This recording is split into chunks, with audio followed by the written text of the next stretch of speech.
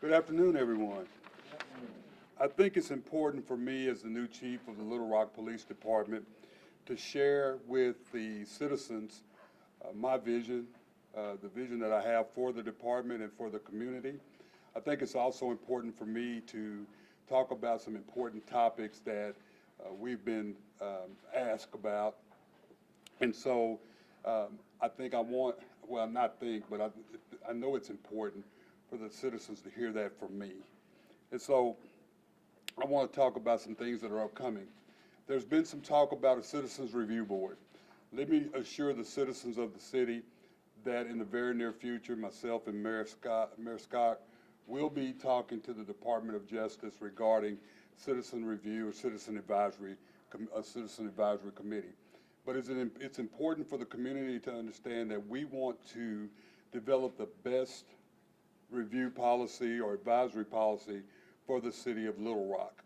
We do not want to use a canned program. We want to make, once again, we want to make sure we have the best board or committee for the city of Little Rock. Another thing that we want to talk about, I've talked about transparency during the process. I talked about transparency.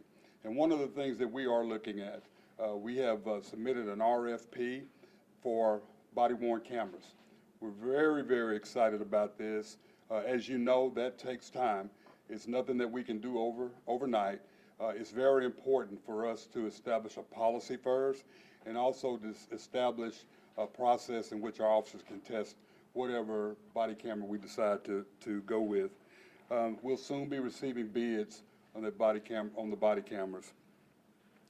The other thing that's important to the citizens is the topic of no-knock warrants. I want to ensure the citizens of the community that as the new police chief, it's my responsibility to review all policies and procedures here in our department. I'm reviewing those. I'm making sure that I speak with staff about policies. That's important to me. That's what makes your department credible. So we are looking at that. That's a topic and many other topics.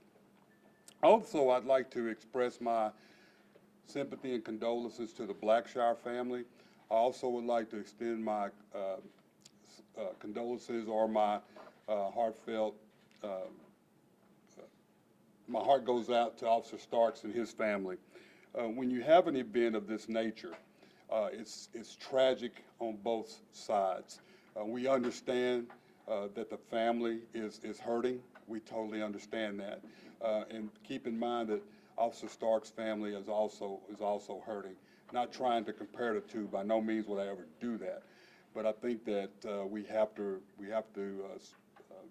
think about both families. I will continue to talk about transparency. Here at the Little Rock Police Department, we understand what's the importance of allowing our community to know that we have nothing to hide. I do want to talk about the investigation that's ongoing regarding the Blackshire incident.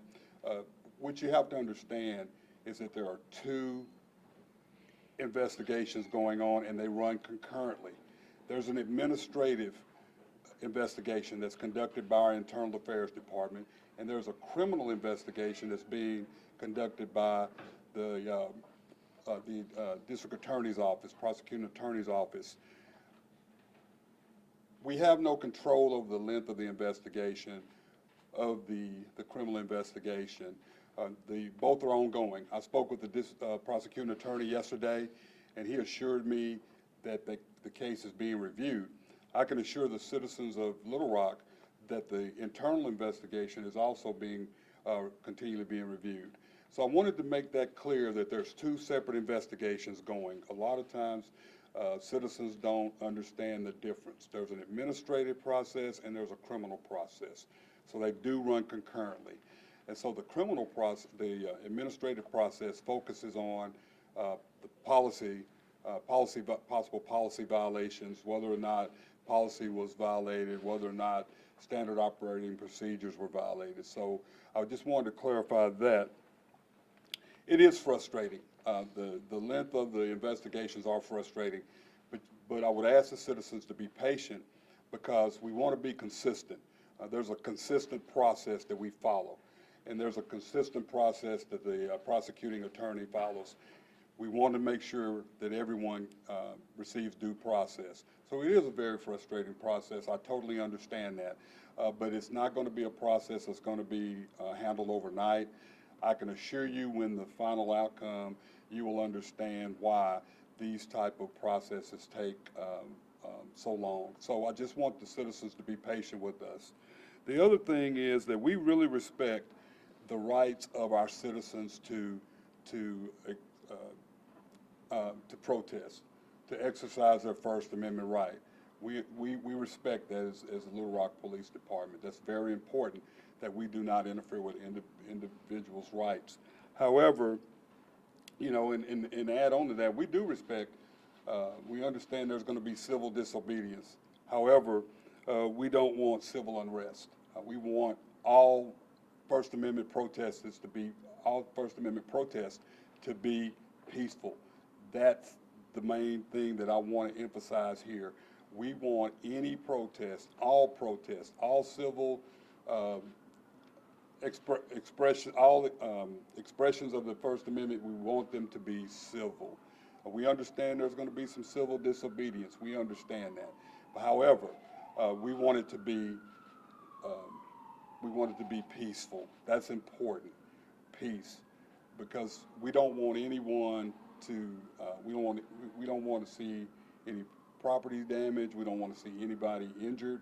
And I think that the citizens that I spoke with directly earlier this week, there's no indication that they had planned any civil disobedience or if they had planned anything other than a peaceful protest. And we would ask them to continue to exercise their First Amendment rights in a civil way.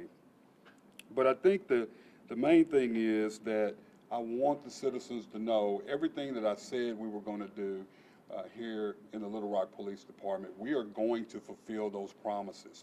We are going to be transparent. We're going to be respectful. We're going to continue to emphasize 21st century policing. That's important.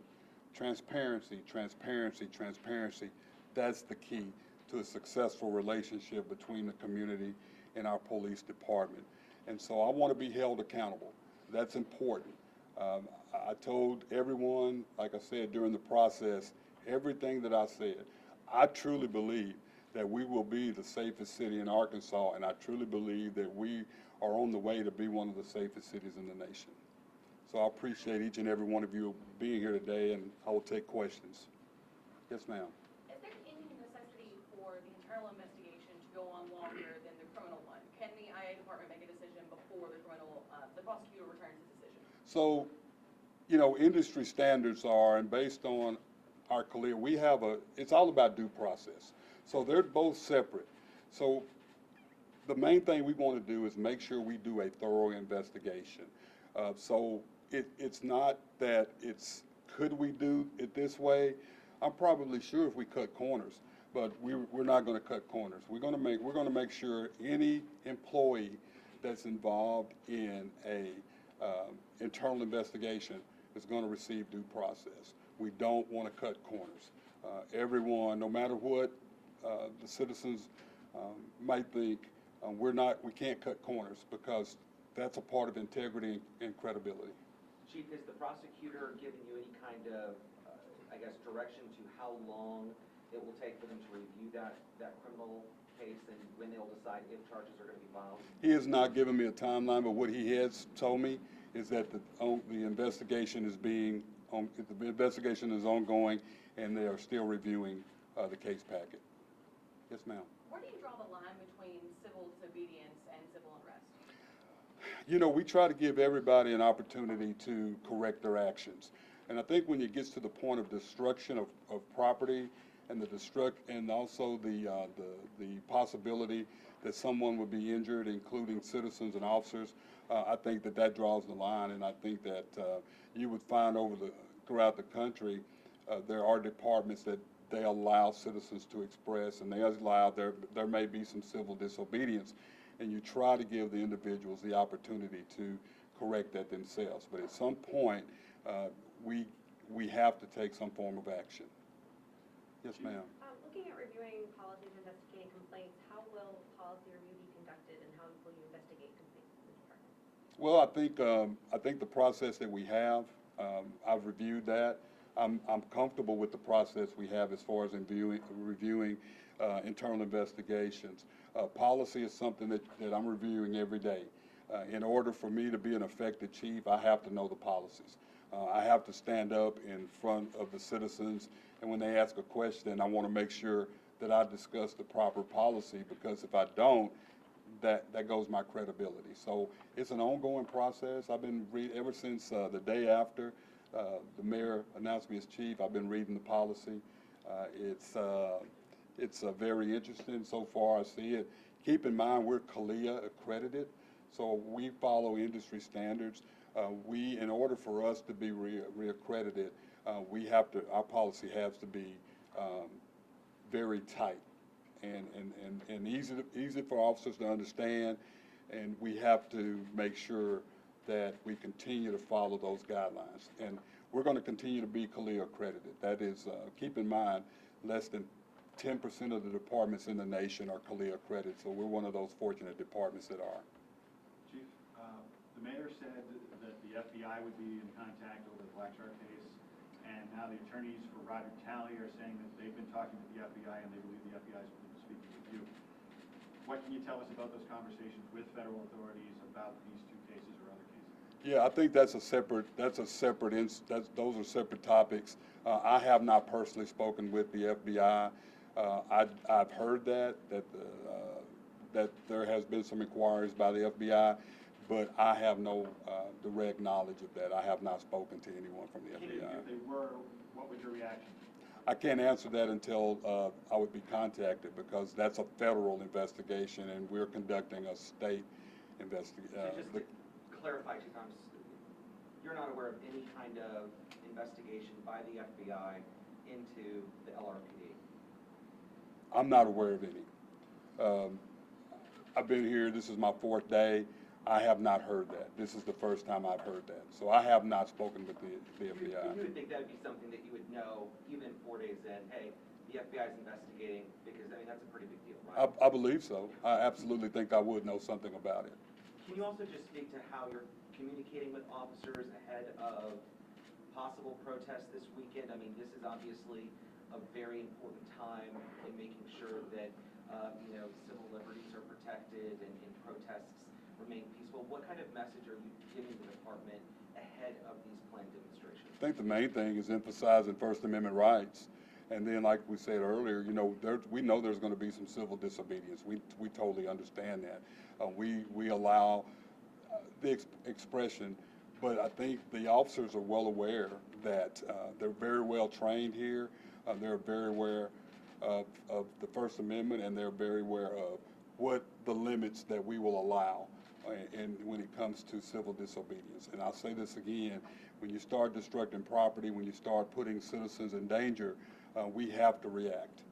And I have no doubt from the men and women of the Little Rock Police Department, it's going to be in a professional manner. I have no doubt. Chief, can you tell me about some of your experiences when it comes to dealing with these kind of things? You've been here 4 days, and I would say you have a lot on your plate already. Right. It's all the same. It's all about communicating. I thought it was very important for me the other day to actually go down and speak with the protesters and listen. A lot of times we don't have to say anything. People just want to express their concerns. That's very important. So I felt that it was important. I'm a communicator. So a lot of times I try to go down and I try to meet with the individuals directly.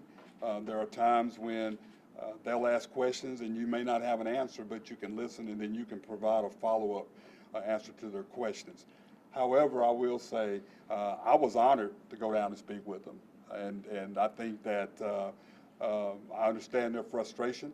I totally understand it. I understand their concerns, and that's why it's important for the family and for the community to understand we can't cut corners in our administrative investigation. And I don't believe that the prosecuting attorney, in speaking with him, I think he feels the same way about not cutting corners. So we have to trust each other, and although there's separate investigations, we have to allow the experts in the police department to review the administrative case, and the prosecuting attorney is the expert in criminal. So we don't too much get into each other's business. That was the last question. Thank you all for coming. All right.